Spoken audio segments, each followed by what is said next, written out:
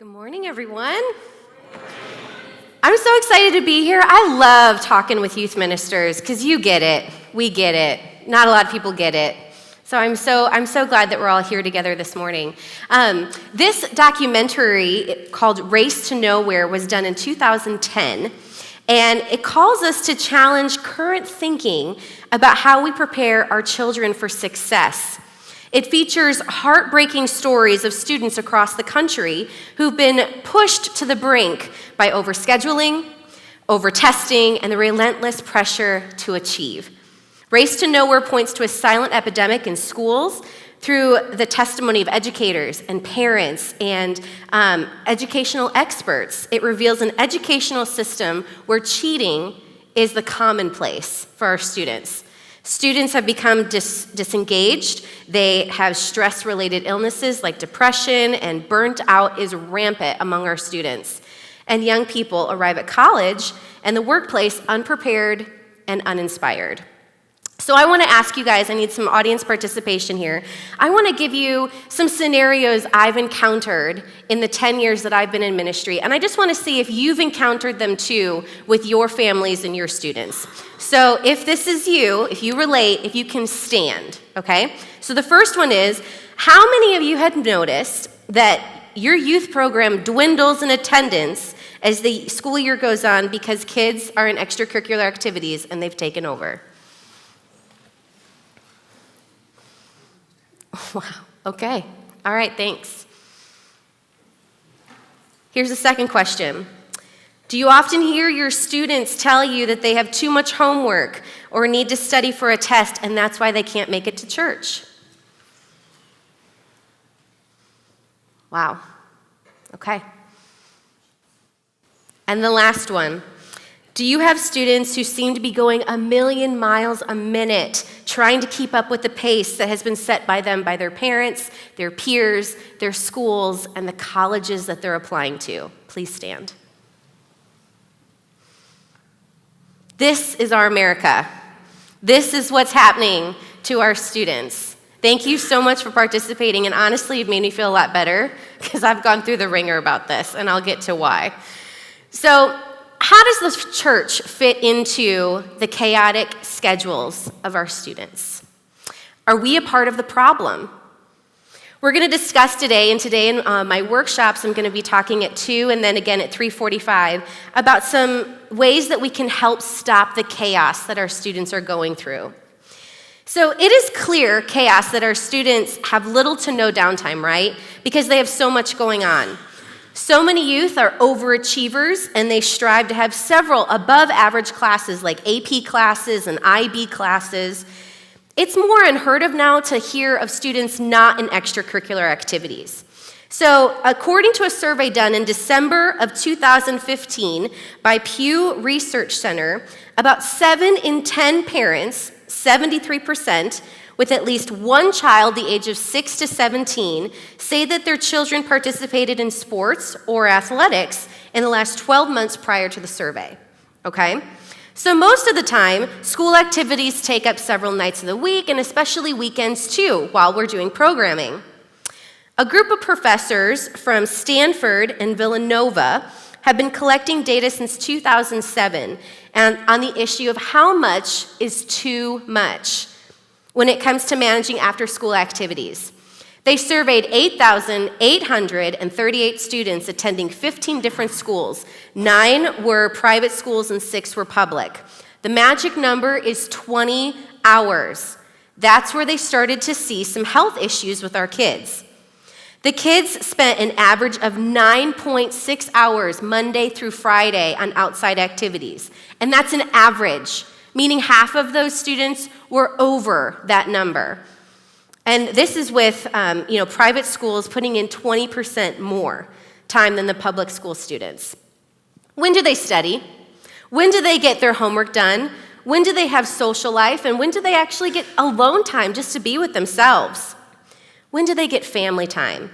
You know, if you've got programming on Sunday nights like we do, that's when I hear the most pushback from families and from parents saying, this is the only time we get to spend as a family. It's hard. So, according to the U.S. News Report in June of 2015, the National Sleep Foundation recommends that adolescents get 8 to 10 hours of sleep each night. However, high school students drawn from dozens of high-performing high schools from across the country report an average of 6 hours during the weeknights. Again, an average, meaning half of them get less than that. I know that you feel the stress of your kids and your parents, and I've heard many from my youth director friends that it makes them want to pull their hair out at the thought of the constant battle of trying to make church a priority with families, when the reality is success has become the priority of our kids. Harvard Graduate School of Education released a project in 2016 called Turning the Tide. It's a report that has concerns for students going through the college admissions process. It says that Generation Z, students who were born from 1995 to 2010, are obsessed with personal success over their own common good, which means that they're involved in extracurricular activities and higher level classes in order to find personal success over balance of what we truly know is good for them, for their heart and their soul, which of course we say is church and Jesus. It's become so obvious that our students are completely stressed out and overworked with their busy schedules. Even colleges are responding with solutions to help our children chill out. So let's take a look at this clip from the Today Show. It was done in January of last year, and it addresses the pressures that high school students have and how it's getting greater and greater and greater. And several Ivy League schools are calling for some stunning changes. Let's take a quick look. All right, so this is a 3-year process that just came out last year. So we've got 2 years still to go to see colleges actually making some significant changes and getting the word out to our kids that they don't need to be doing so much. So colleges are noticing our depressed students as they're coming in, and colleges are adjusting. So it's time we as the church that we take knowledge of this and we adjust as well. You know, I would get so frustrated at my parents and our students. Why weren't they making church a priority? Why weren't they making God a priority?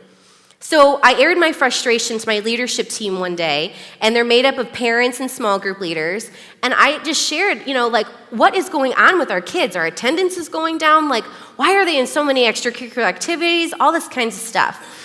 And I had one of my parents, one of my small group leaders, her name's Ann Cronin, and she has students that are in my programming, and she shared the frustration that she felt as well as a parent. And, sometimes her kids, she's always there on Sunday nights. She's always a faithful volunteer, but sometimes her kids miss church, they miss programming, they miss events, but her mom is usually there. Her mom's made the commitment, but their kids have such crazy schedules. She's got 2 daughters. One's a freshman, her name's Julia, and the other is a junior, and her name is Susanna.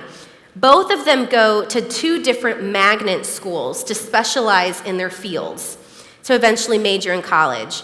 Julia, the youngest, precious little thing next to the tree, she wants to be a professional trumpet player. And Susanna, standing by her daddy, wants to be a veterinarian. So Ann shared with me in the meeting that night the real struggle and frustration of the expectations that those 2 girls' schools have put on their family. She's not excited to run her youngest daughter back and forth to marching band practice, and she's got an ankle injury that she has to hurry up and get ready for marching season to make sure Julia can do it. Susanna doesn't drive yet, and she has to do experience for veterinarian school at farms, at veterinarian offices, at pet stores, all that kind of stuff. And she babysits to make some money too, to eventually buy a car. So, they're driving all over. You have the exact same families in your youth program. You know exactly what I'm talking about. So after they get home from logging their hours for their specific fields, then they have to still do homework, right? So they're up until the middle of the night. And Ann and her husband are like, our daughters aren't getting sleep. They're malnutritioned. They're going through the ringer about this. This is not a choice that Ann would have chosen for her daughters. But this is what is expected of them through the school system. You know, this was really enlightening to me to hear Anne's story because I don't have kids yet. And, you know, at the end of the day, just like all of us, I just want to do a good job in youth ministry. I do. You know, and honestly, there were some hard adjustments that I needed to make and how I was viewing family priorities. There was also some program adjustments that I wanted to talk to my leadership team about. You know, with how do we make quality programs and a time with our students really matter? We needed to stop the chaos of over-programming, and we need to start helping parents escape the success-driven pressures that society has created. You know, I have through the years often referred to myself as Martha in Scripture. You guys know the story. Mary and Martha were sisters, and Jesus comes and spends time with them, and Martha's busy in the kitchen, and, you know, she's doing stuff around the house. She wants to be the hostess with the mostest. And there's her sister Mary sitting on Jesus' feet, listening to him, taking in every word, and Martha's like, I need some help, Mary, and she goes to Jesus, can you please ask Mary to help? And Jesus says, no. What Mary is doing is a good thing. It's a good thing. The truth of the matter for me is I needed to own that I was making students' attendance to our programming and the church more of my priority than the success of our students growing in relationship with their Savior. Ouch. So I could relate to them.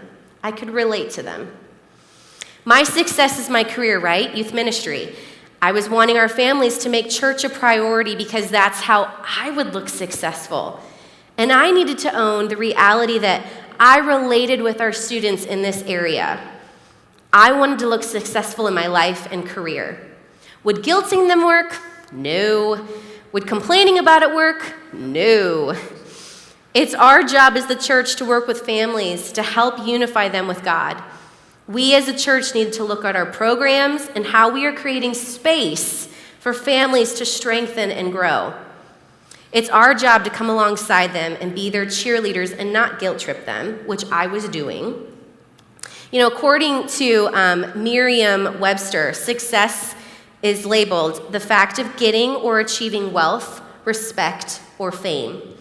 Our students and parents are being groomed by our higher education that if they take the harder classes, they take more curricular activities, which causes them to stay up later, sleep less, and aim for perfection in grades and competition amongst their peers, that this will lead them to a successful life. We as the church can come alongside them and offer our families parenting classes on how to relieve stress and be the bright light to them in their future. We can stop over-programming and look at our programs to be more quality-oriented than quantity. We can be their cheerleader, even when they're too busy to come to church, and help them feel valued, loved, and wanted without putting pressure on them. They're getting pressure from everywhere.